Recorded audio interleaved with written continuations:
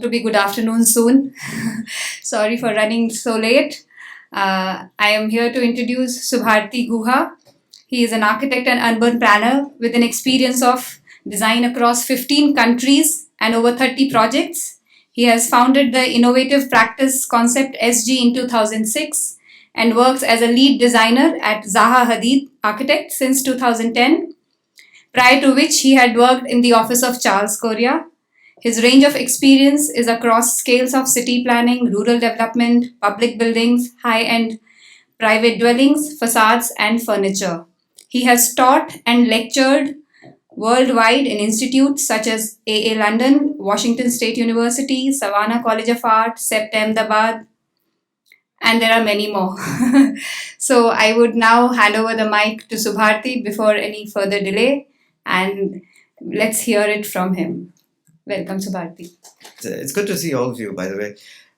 It's called Beyond the Rationale, and I think it's probably in the need of the hour that because architecture is primarily going through a phase where most of the construction is governed by either economy or another set of things, and how does one start to kind of move from there and think beyond the systems and the kind of directions that we have so far. So the first slide comes from a phrase from Louis Kahn. And I'm sure all of you have heard the phrase form follows function in your studios, and we taught. I did too. This is what I was taught in my university. But the idea what Louis Kahn said was, in all prevailing laws of nature, physical or metaphysical, humans and all other superhuman of all true manifestations of the head, of heart, and of the soul, that the life is recognizable in its expression that form ever follows function. That is the law. But that didn't mean that form follows function. What it meant that all things that come through, there is a relationship between the form and the function, but it doesn't mean that one should be a resultant of the other. Otherwise, all trees would have looked the same. So to understand that, you go back, and I was trying to look back really far back into prehistoric man, even when they were building small spaces of shelter, the art craftsmanship was still prevalent in that time. So even now, if you visit some of these cave dwellings, you'll see a lot of craftsmanship that makes them unique. So no, every cave was very different. There was pieces of art and so on. So the inherent quality, or what I'm trying to express, is that the inherent nature of man and creativity is so interlinked that if you kill the creativity in man, then you kill the entire system, the entire ecosystem. So the idea that we must explore this creative invention of man is the thought behind Beyond the Rational. So I'll show you a few more examples. I mean, some of you know these bridges in the Northeast, where it grows over a period of 15 years, but you see they allow that how nature is combined with structure, in this case purely, to cross over in the form of a bridge. But it's quite simple, but quite intertwined and complex, and most of these were done with people without much degrees. It's just a generation by generation of passing knowledge on how to do this. But even modernists at the time, including Kahn and Corbusier, on the left is an image from the synagogue, which was never built, but it's a 3D version of it. You would see that the relevance of form and function is quite different. There's a realm of art, there's a realm of design, there's a realm of spatial exploration, the scale, which is far and beyond what humans would accommodate in, for example. It's not 3-meter floor slabs up one after the other. So these were the kind of things we were growing up with as architects. And in this case, you can see one of his built projects where the scale of a man in a space, in a library where you're standing in the middle, and it's enormous, it's monumental. And that's one of the things that Kahn's architecture changed once he moved from doing the sub-dwellings into the mainstream Salk Institute or other design buildings.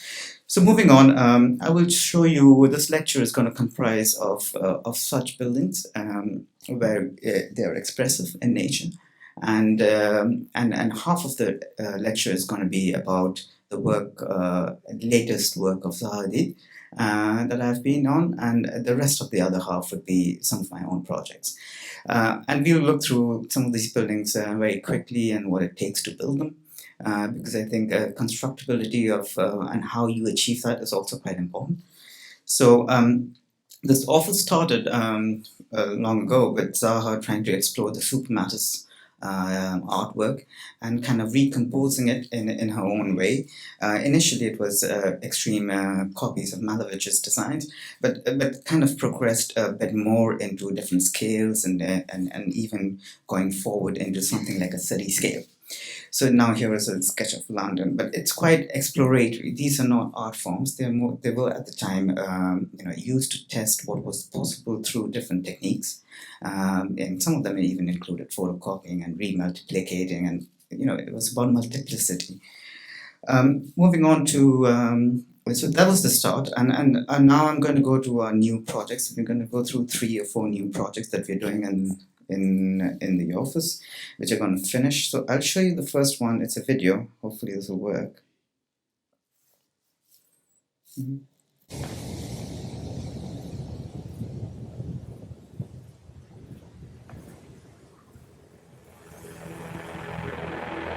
This one is in the Middle East.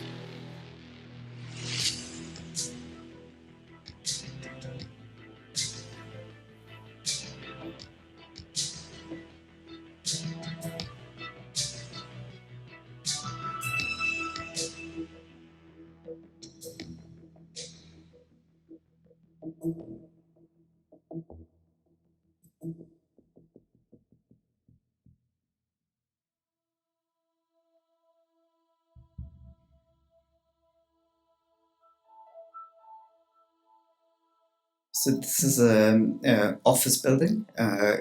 It's for BIA headquarters. It's in Sharjah. This is the central space.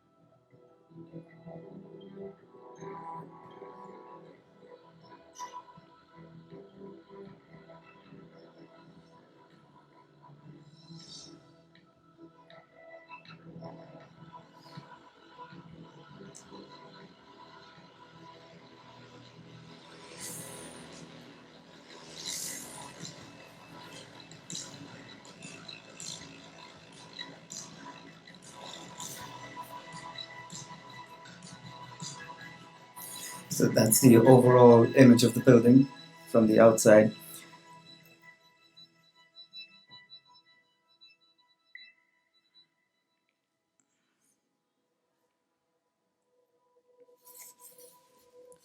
Okay, I'm going to pause it here. I'm going to move to the next slide, which is on the construction pictures of this building. So you can see it's come quite quick, and it's come through in different stages and is almost finished. But to give you a general idea, there's a really long linear courtyard in the middle, and the office spaces kind of go around it because this is a very desert area, and we have some systems of cooling where the air kind of goes out and the curves kind of help in reflecting the sunlight to keep it a little bit naturally cool, and the water bodies then kind of filter through the space the cool air. And these are some of the layers of the building. Mostly it's two stages of offices. The main higher end offices are on the top, and the lower one have the rest of the other offices in it. The central, let's say, the space is a concrete structure, which is cast in situ. We finished it, and then it was a bit off in terms of position. The structure itself was finished quite accurately, but it was just a little bit off in position. So we had to redo the GRG panels and everything else that would then go on to fit. I mean, some of the challenges you face on site is how to adapt. And I think that's quite critical. And when the geometry is complex, then the complexity increases multifolds, but you've got to be ready. And that's when some of these tools come in handy. This is some more pictures of the perforations and then the tiles laid on the roof. This is the basic structure inside, which is steel. So that's the first building. Then I come on to building of towers. So these are recently finished towers from the office. On the left is in Nanjing, which opened last year. The youth center. The center one is in Milan, which I worked on. It was a very complex building, took many years, but not very expensive, to be honest. It is one of the cheaper towers in the center. And on the right, we just opened this year in November, which is the Soho Lisa. The one that I'm going to show you a little bit more about is the one that's going to open next year, which is the 1000 Museum in Miami. And I have video through it. It's a little bit commercial video, so bear with us.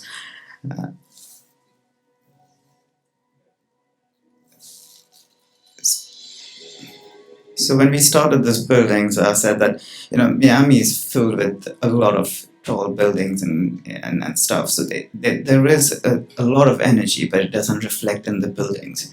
So how do we bring that energy back into the building and into its architecture? And the client was very up for it, so we kind of designed this piece of sculpture in the middle. It took not very many years. It took about 4 or 5 years to get this to quite a good level to get it opening next year.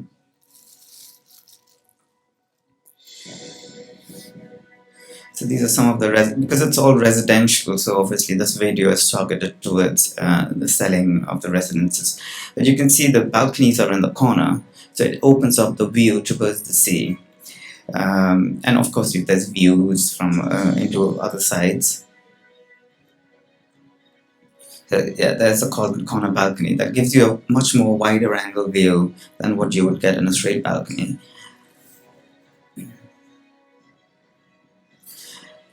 And yet it sits between a lot of high-rise towers.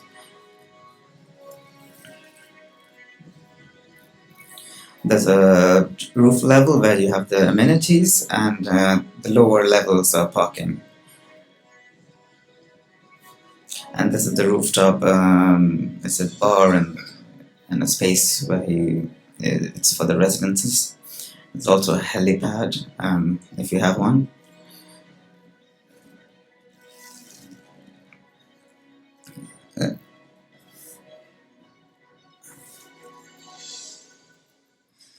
Right. So, as I already said, that those were some things I had said, and this is what Miami looks like. A lot of towers without much character, just coming on one after the other.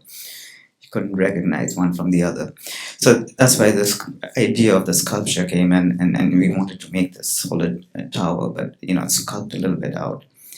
Compromising perhaps on the area, but adding value to the building otherwise. And these are different features: the top of the amenity space, the tower balconies, some of them are full floor flats, and then the podium deck area.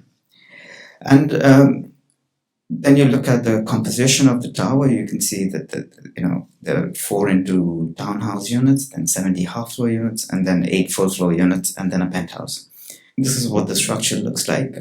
It's got a shell and external structure that ties in together. And these are some of the views, interiors, and that's the parking area. So the parking needed, let's say, the exhaust and other stuff. So we kind of designed it, integrated into the building's design, and so we have these gills that kind of help the ventilation. These are some of the construction images on site of first the sample units and how they pour the concrete. So you pour it flow by flow, and you have this kind of these what do you call casts that you can lift one after the other, and you repeat the same cast. This is a piece of mock-up that was done in Dubai before it was shipped. And these are the casts, as I mentioned, and they were GRC panels and put on site together like that. These are actual pictures of site, different areas of the podium. And it's almost nearly there. The next project we're going to look at now is the newly opened Beijing Airport. It's going to have 7 billion passengers expected in soon. It is one of a kind. It changes the airport typology quite a bit. Usually we are used to seeing airports which is like a one big large shed.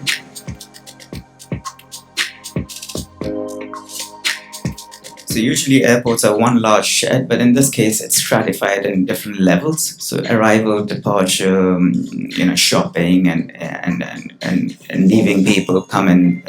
They all share the same atrium. So it's visually more transparent. The longest distance from one end, from the last bay to the center, is about 8 minutes walk. So it's really compact.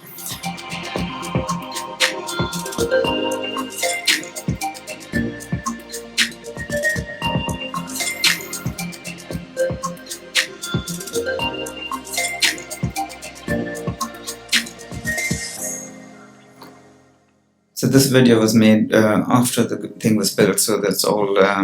It's all actual pictures.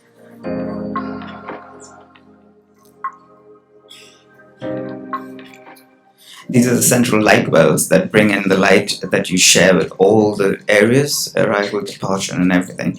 Just opened in November. It's running, and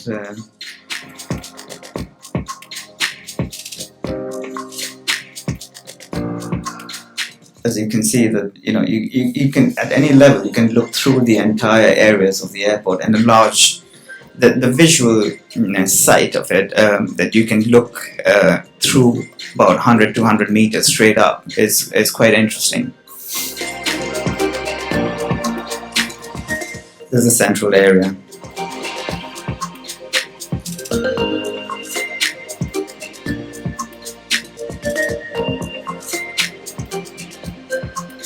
Yeah, that's the main center where all these connections come and meet.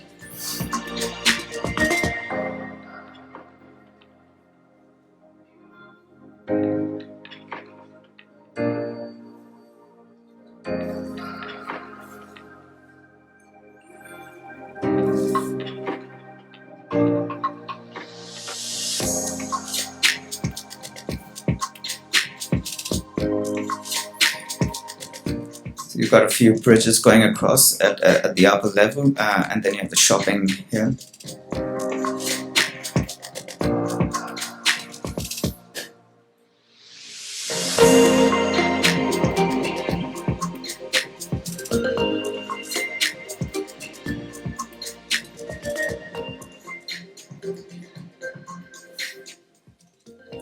Right, I'm going to stop this one here and move forward. So these are the plans of the building. As you can see, I'm not going to go into very much detail, but as you can see, it's a star shape. And being a star shape, it helps the flights to kind of arrange all around it. So you can either park one large plane or you can park two smaller planes in the same location. So that increases the capacity depending on how the requirements are. And then you go higher, you get the different levels of arrival and departure and VIP. And that's the final building from the outside. So these are some of the columns and the flooring. So the flooring is designed to reflect the architecture in a way that it kind of looks to complete it. And these are some of the interior shots, and that's the central area.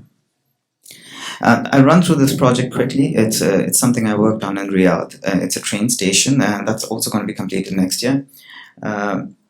This is,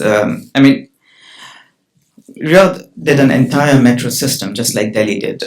They've made a completely new metro, bus, and interchange high-speed rail all together. And they did 4 new, let's say, iconic stations, and we want one of the iconic stations. So this is one of them.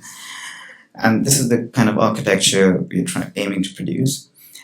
It's on site, so that's the entire network of Riyadh where it's located. It's located in the KAFD, which is the financial district. So they did an entire new financial district, just like Canary Wharf.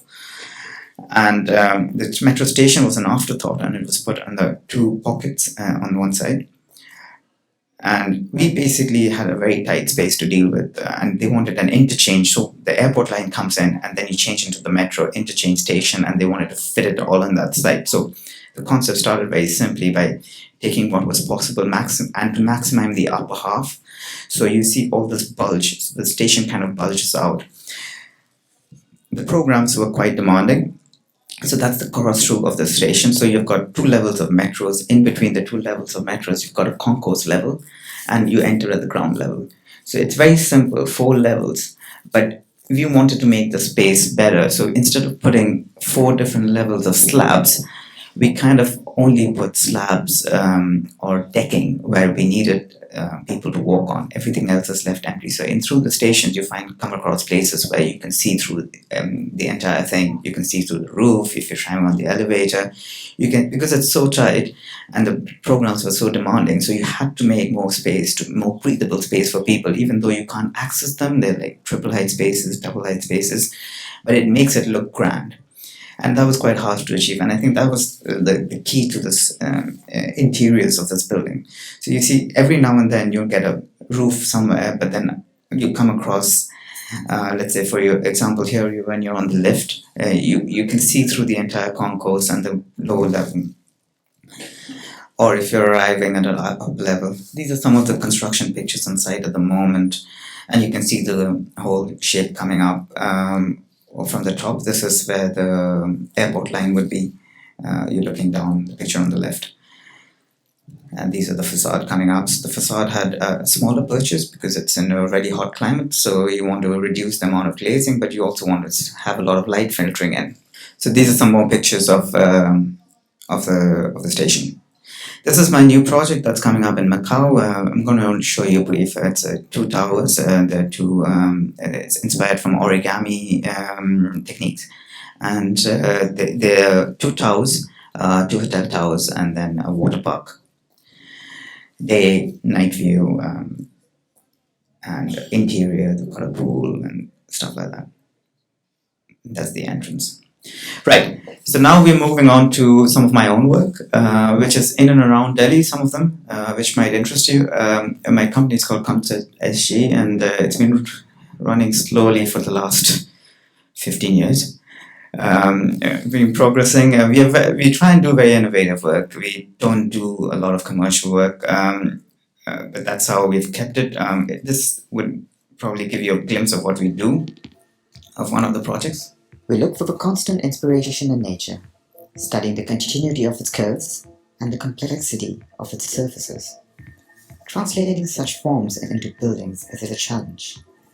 High-end computation can make it simpler to analyze and construct around the world. Forms with structures that are proud to reveal themselves. Forms that create new lived spaces. So that's one of the projects I'm going to run through first. This is in Agra. It's very close to the Taj. You can see the Taj from the rooftop.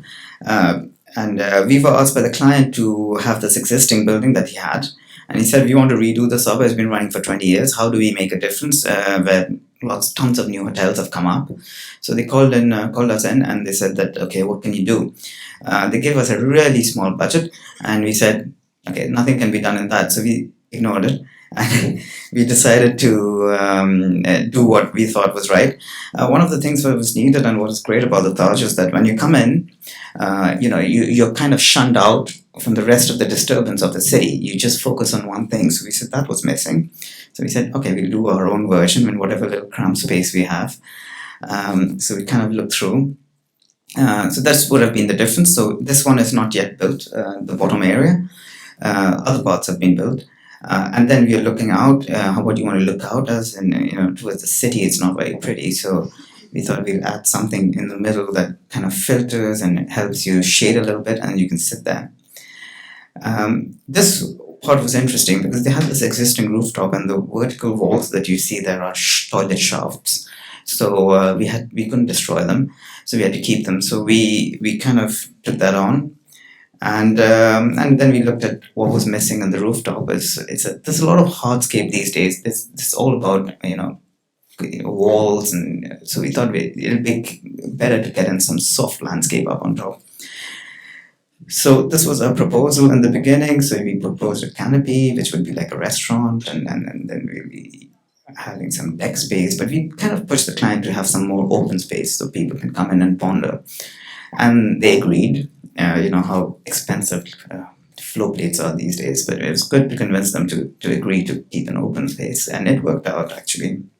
I'll tell you how. But these are some of the renderings we had sold it to them.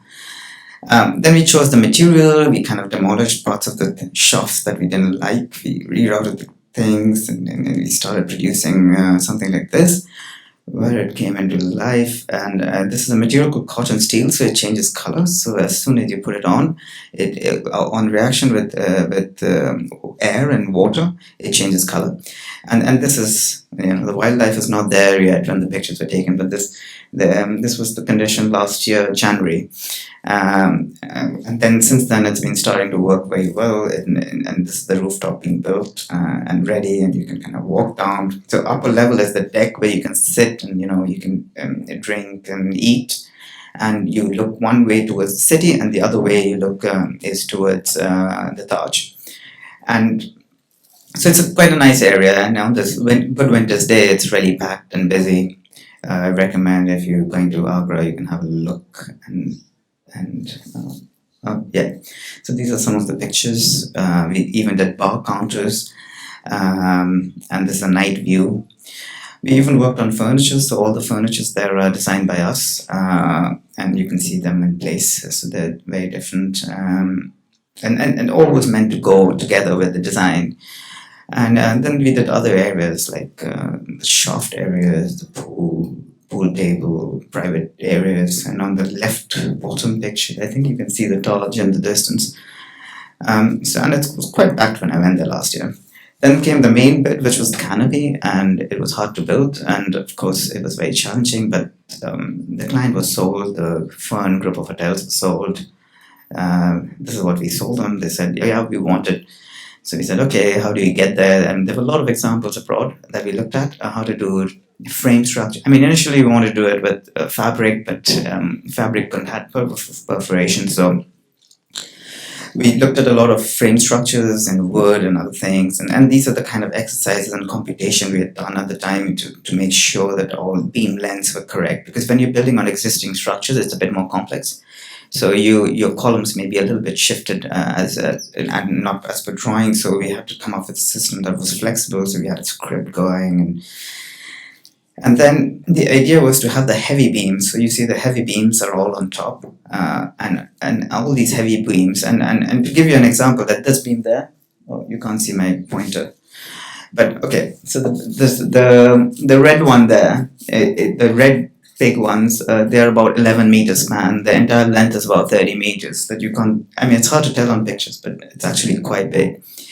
And we came up with a script which was, which could compute this, but of course it was too expensive to cut beams like this. And then, so we came up with an alternate solution to go for a hyperbolic surface, and then we produced joint details, and then we had to produce a lot of more deviation criterias, working together with the structural engineer, of course, and then we had to prepare a detailed report because people on site needed to understand how to get this done because they hadn't done it before, and they were just useful. So we produced a lot of diagrams and sections to show them how the curvatures were working till they went on site.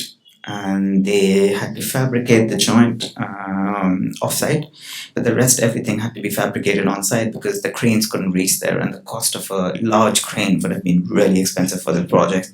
So we came up with an innovative solution along with the structural engineers from Delhi, actually in Noida. And they came up with this system of beams, and it was all built on top of the roof, and it looks like that. So that's the finished product. If you go to Agra, you can sit there. So now these are the shafts, so they look a little bit better than what they were. So we worked on that. We also looked at doing things like artwork. So how to get the building more lively, how to get the building more integrated, and that's some of the things. Kind of the leftovers from what the Renaissance was trying to do. They integrate art with architecture, with solutions that work together. And if you go to Indian villages as well, there's a lot of, you see the lady of the house. There's a lot of artwork in the walls, which makes, whenever you're left with dark spaces, it kind of enhances the space. So we kind of worked with that, but we went into every detail as we could, from logo design to door handles. So you can say all in all, and even like invitation cards or the menu. So everything is in one language, and then we did some artwork on the side, and then came the wind in Agra for about 100 kilometers an hour and blew up one of the roof areas when it was under construction at the time. It wasn't operational, but the structure's traced. Structure held together. It was perfect. Nothing happened to it. It's so windy that one of the chairs flew and hit the railings and shattered the glass.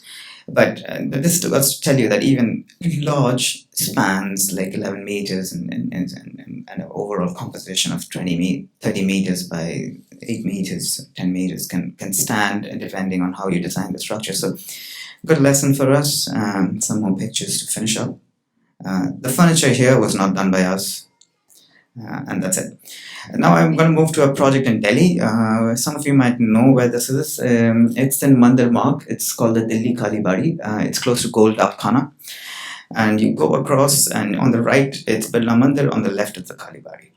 So this was the existing situation of the site when they gave it to us. And our first phase was to clad the temple. So we cladded the temple with red sandstone. But then we moved on to, so temple can be a very interesting place because there's a lot of faith involved, there's a lot of people involved, there's a lot of religious people involved, so interfering into a temple is complex. But religious institutions aren't as closed as you would think they are. They're actually, some of them are very broad-minded, so we kind of went through a phase where we explored what temples were. Usually, originally in Mahabalipuram on the right, there were just schools of thought, which gave birth to the stepped architecture that you see in Tirupati and other places later on, when the kings rose as powerhouses, and so did the religions. So initially, temples were places actually of experimentation. So we took that on, and we looked at a lot of half-built structures, and there's the 5 rathas and the Son of Ganges, and we went through the exercise of looking through them.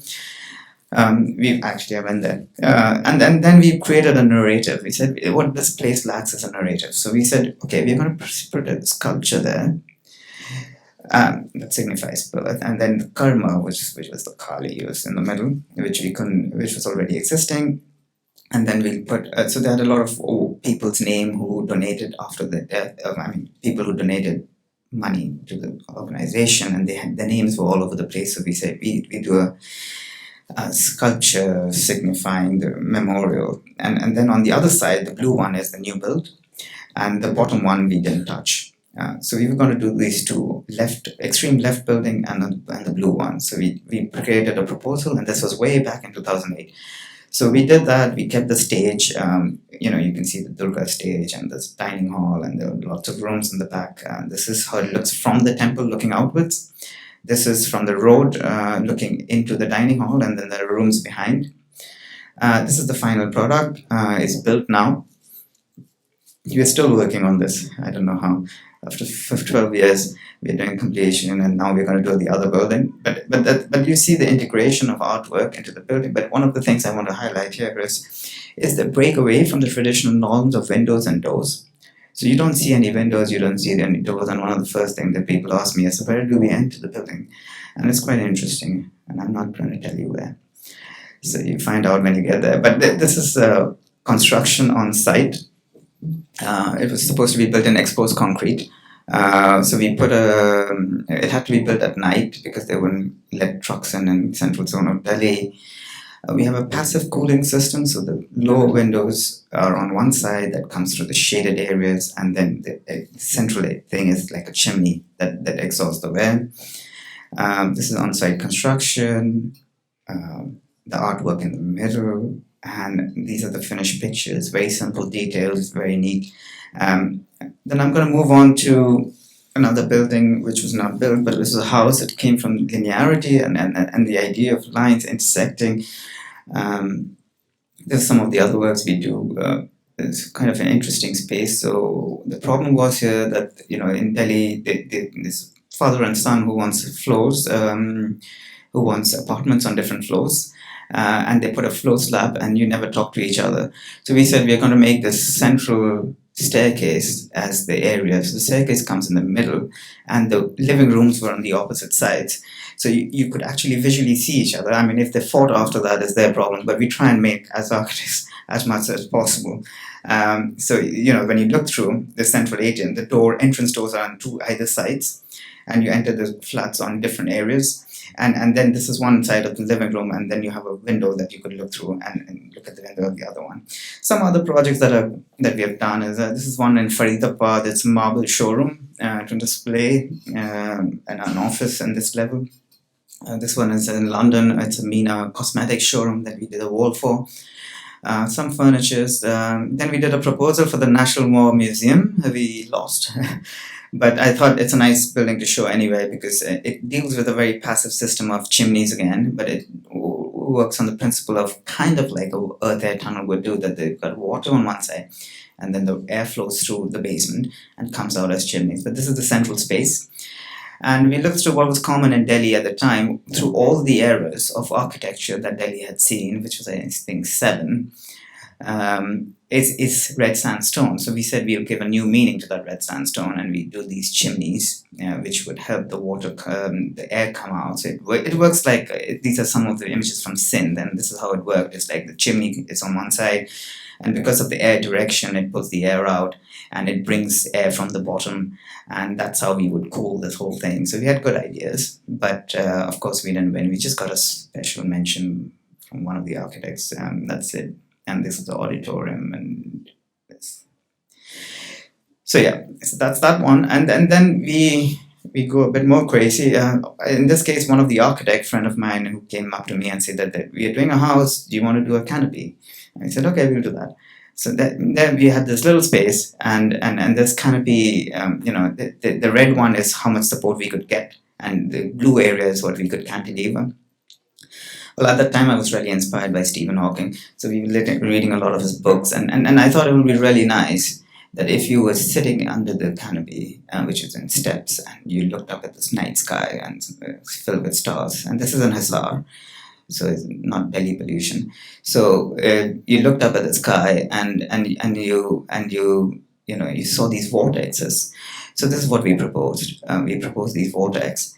And then you can sit under it, and in the daytime the sun would filter through the center and it creates local air currents.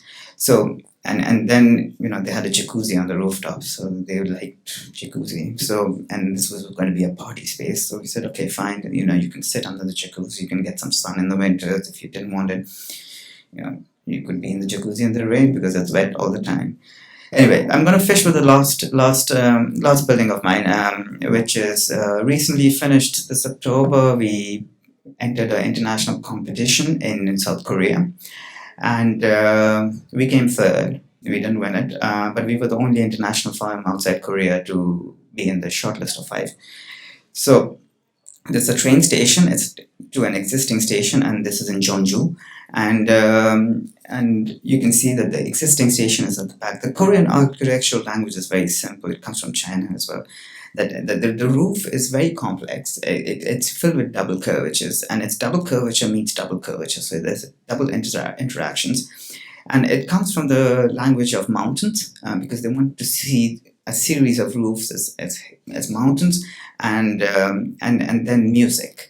So if you see the roof, they're not straight. All over the world, the roof is usually, sloping roofs are straight. But in their case, the sloping roofs has a bit of a curve in the end. And then the curve meets, and there's another set of roof that comes in and meets. And that's how all traditional Chinese and Korean architecture is built. So we said we're going to add to that language, but in our own way of curves and dunes. So we added kind of our own mountains, and we kept the repetition in the same direction. We tried to connect in the urban direction. There's a sculpture in the middle, sections kind of with the mountains and how they would fit into the overall scenery. We had a lot of analysis. Our Italian friends did the traffic, and then French friends did the structure for this. And some of the landscape areas were done by a UK British firm. Yeah, and this is how the design looked, and this is an overall. So you can see that the one half of the city was very developed, and they had the train station, and they wanted to activate the back area of the station. So they wanted this new interference to kind of connect it all through. So you connect underground, and you come out on the other side, and you activate the zone. So that was one of our targets, and this is something that will come up hopefully this year. I keep changing the date of the year every time I present the lecture, but hopefully this book will come out. Thanks everyone for listening.